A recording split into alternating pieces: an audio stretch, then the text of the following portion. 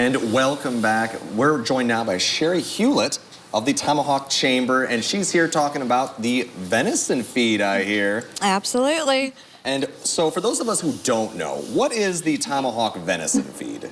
So it is a long tradition of welcoming hunters and locals to gun hunting season the night before. It started out the night before. If you notice, I said night, and then it's progressed to the daytime. It started with actually roasting deer. Oh. And now we've transitioned to patties. Interesting. And then when, I know you just said it's long-standing, so when did it start? Like, how long has it been going on? What year is this? So skipping over that 1 year that shall not be mentioned, we are starting, I believe it's the 56th. Oh, so wow. It's been quite the tradition.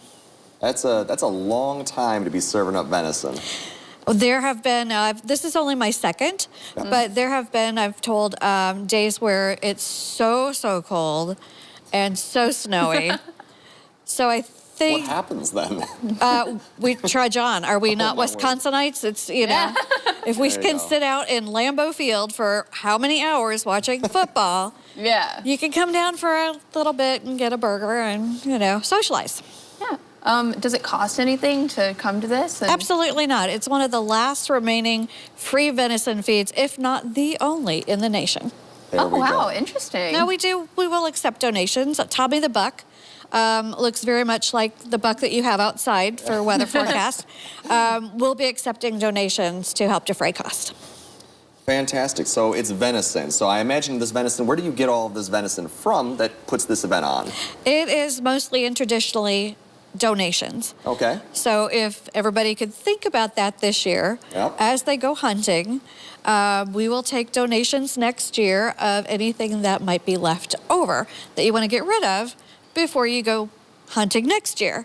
So beginning usually in October, we'll start the advertisements and publicity about donations. Well, that's a good way to get rid of your leftover venison. Anything that's kind of crowding the freezer and you're preparing for the upcoming season. Exactly. We did see donations drop a little bit this year, and I think that's mainly because of rising food cost and that people wanted to kind of keep what they had. But we had a number of people that were very generous and brought us enough that we can kind of make those patties. And Geist Meats, our food processor, is also really good about donating and making it stretch as much as we can.